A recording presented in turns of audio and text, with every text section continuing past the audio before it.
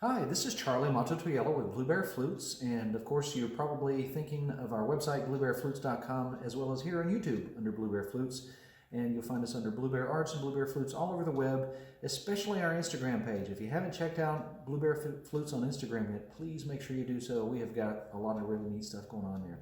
And we do have our Blue Bear Flutes Facebook that you can follow and a group that you can join if you're an upcoming or interested in flute making or a flute maker, then that might be the place for you. So make sure you check it out. As many of you know already, we have quite a few videos on making and playing the Native American flute. And we've been making them for a long time. Some of you may not know at this point that the video was made. I've been making them for about 33 years, which is more than half of my life.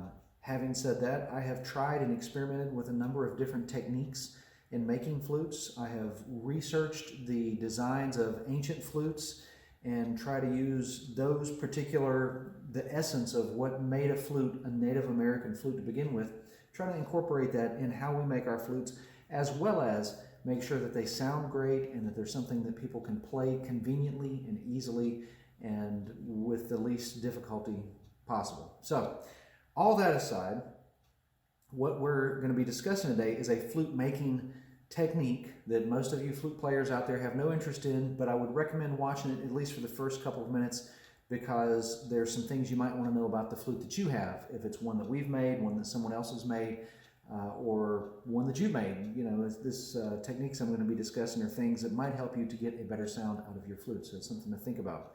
And I don't mean go and modify your instrument by any means. I just want you to know how each different type of flute block or totem or bird or whatever you want to call it, the thing that sits on top of a typical North American Indian, Native American flute, I want you to know how they work and what it takes to make them operate. So I've made 3 separate flutes here, all in the key of A, and any of you that see me make flutes before know that while we're testing them here in the shop, we use a little squeezy clamp to hold them in place. By the end of the video, we'll tie some leather on it so they'll be back as they should be. And like I said, this is primarily for demonstration purposes. I'm going to start off by showing you the way that I make the track area underneath of this block on the flute here. The track area, as most of you know, that I've been making for the last 20-something odd years is in the flute itself. There are a number of reasons why it is that we make the block in the flute itself, and the primary reason is because what happens if you lose this block? What if you misplace it, or what if you want to upgrade it to a different block? What happens if the block is sitting on your flute sideways?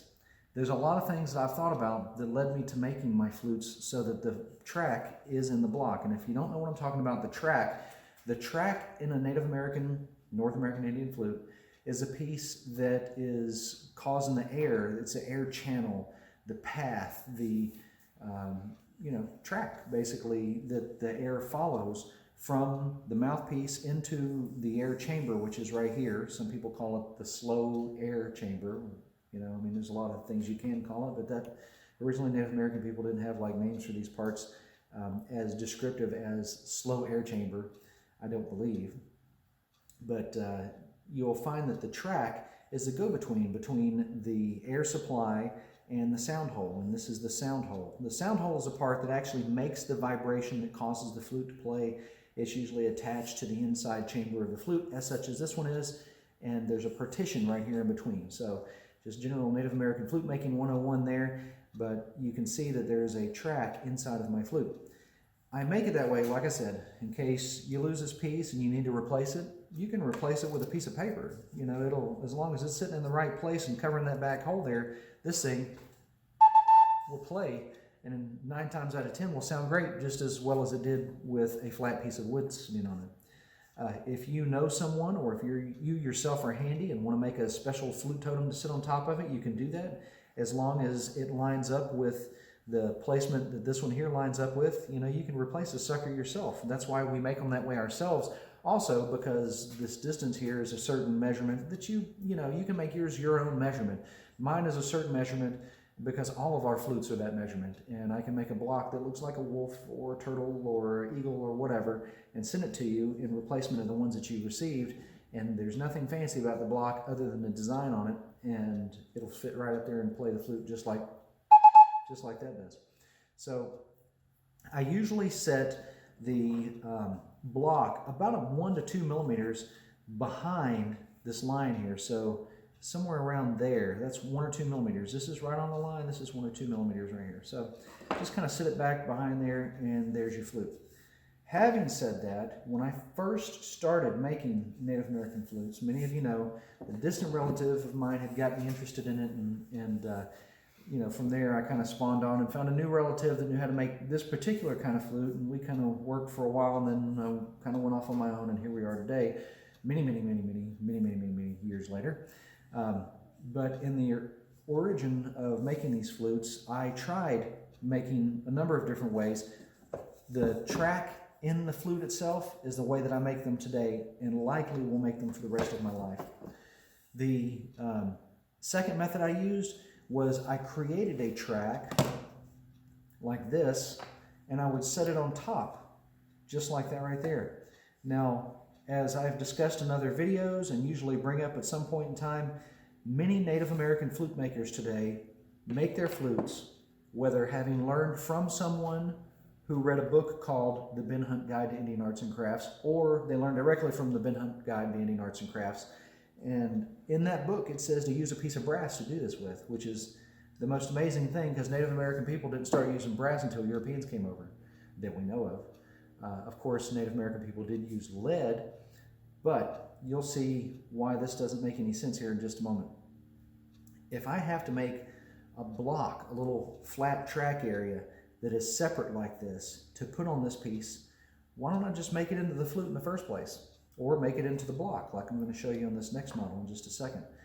The main flaw with making a separate piece, whether it be out of gold or brass or lead or aluminum or wood like this one is, or whatever, the main flaw of this technique is twofold. Number one, being that you have a flat surface here and something sitting on top of it, no matter how flat it is, unless it's glued on top of it, which I used to do as well, and then you set another piece on top of it there, you actually have several points that air can leak out. Now, this technique may not have been one that even scientifically we could prove that original Native American people used for the length of time that we've been making these flutes. It may not be one we can prove that Indians have used to make these flutes, but more importantly, there's several flaws in it. The first one being that it can leak air from, let me get out my famous pointer here, it can leak air from under the track area that we created, and it can also leak air from under the block that we just set on top of the track area.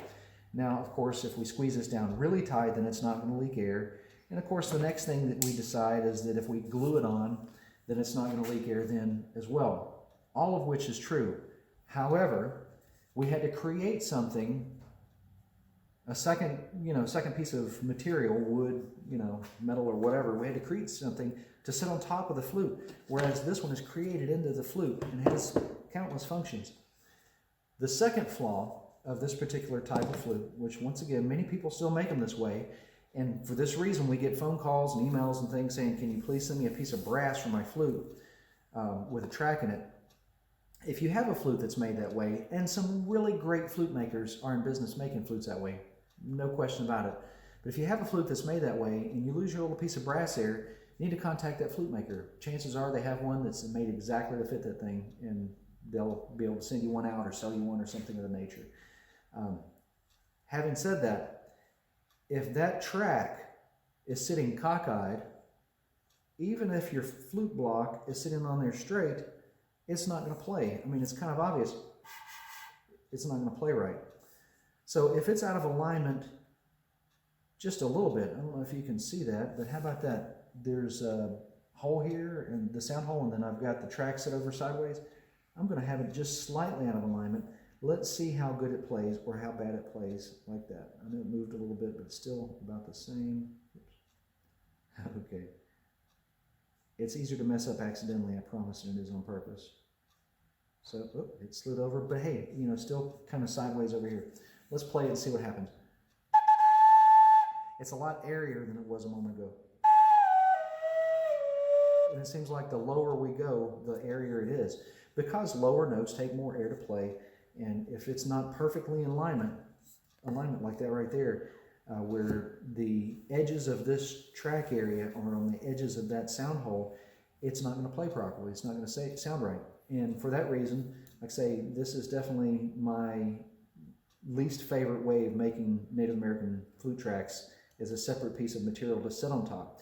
Now, mind you, most other flute makers, even those really great guys I had mentioned, they don't put this stop in here that I do. So if I were selling you a flute that had this track in it, it would go right up there and stop and have a flat area that it would sit against, which would help not only keep it lined up, but it also keep it from sliding backwards.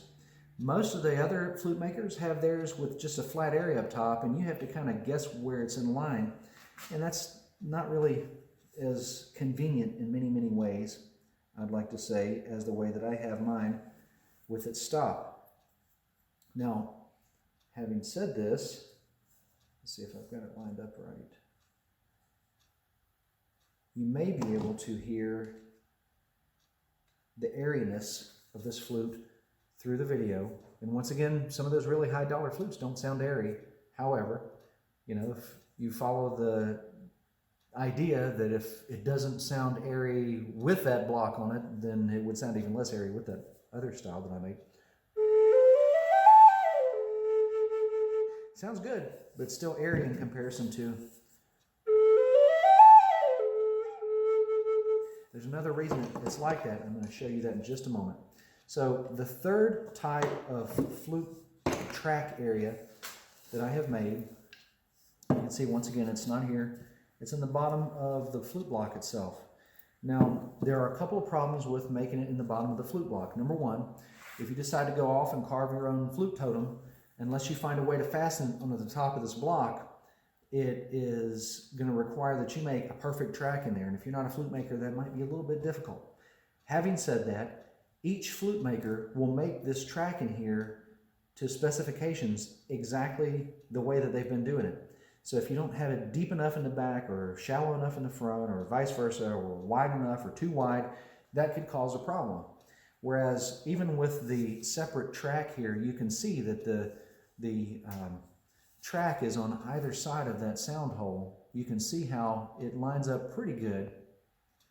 Whereas with this other track being in the block, you've got to check it a couple of times to make sure it's this way or that way, because if it's, once again, sideways, I've got it just, I don't know if you can see, but I've got it just maybe a half a degree to your right there on that bottom. Let's see. Still very airy sounding.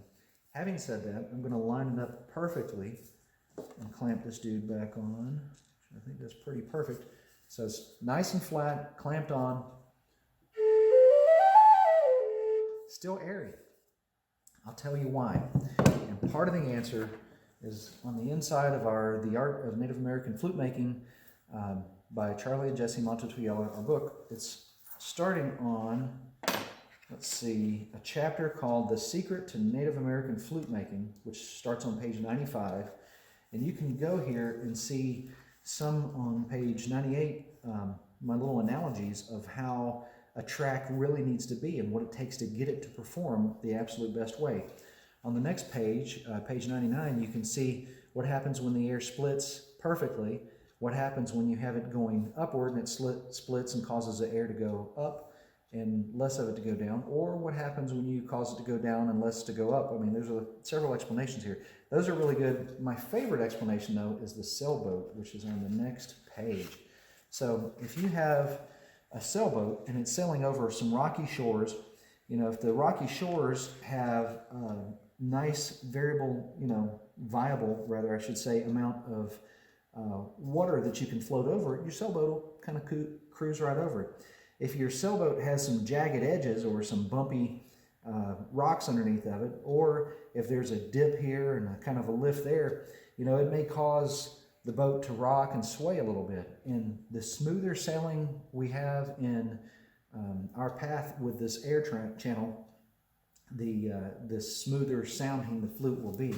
So, like I said, there's a number of reasons I like to do this, but the main reason I like to put the track into the flute, other than the aforementioned, being able to swap it out at any point in time. You can make your own track or own flute block if you like, and if it's sitting on there crooked, it'll still work. Or if you have lost it and you're out camping, but you have a piece of square paper, or even a tree limb that might fit up there flat, you can still play your flute, which is great. All those aside, the main reason I like to do it is because of the sound quality. When you have the channel or the track sitting right here, even with the inside of the flute, the chamber of the flute is even, and the channel sits just slightly, just a couple of millimeters below that channel, it will produce what I consider to be the highest quality sound. And likewise, the only way you can achieve that really, other than, I guess there is a small handful of people that actually drill out the whole area and inlay a completely different material in there. You can do it that way too, but still, in essence, they're making the track, if they're putting it into the new material, they're making the track into the flute like I am. Other than that, the main reason, like I say, I like to do is just simply because it is in alignment. The track area is in alignment with the inside of the hollow part of the flute, and that will create a really good sounding instrument, in my opinion.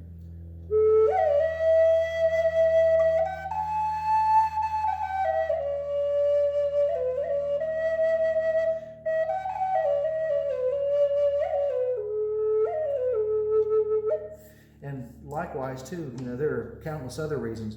When I go to tie my leather lace on this one, I can pretty much hold it in place with my finger and wrap this around. Like I said, the alignment doesn't matter too much for a number of reasons, because I have a stop here that stops the block from sliding too far up or down.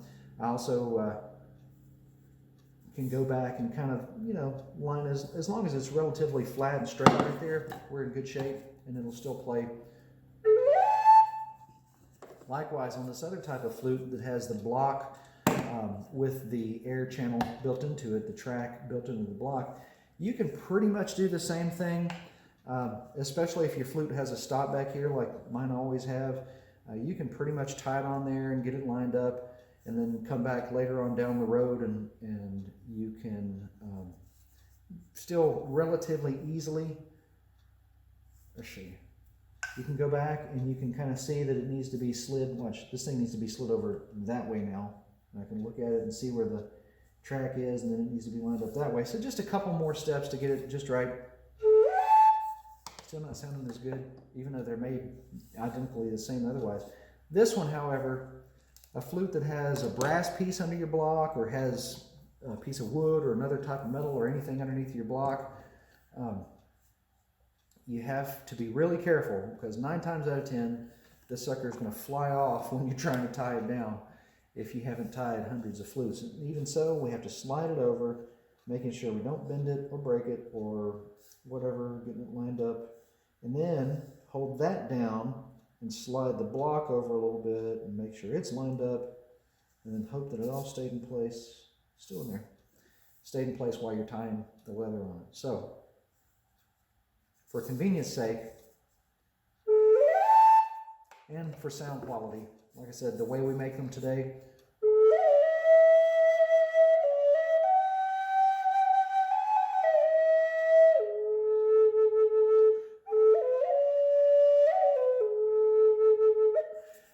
I like to put it into the flute itself. These are all key of A flutes. They're key of A at 440. If anybody wants to know what they're tuned to sound like,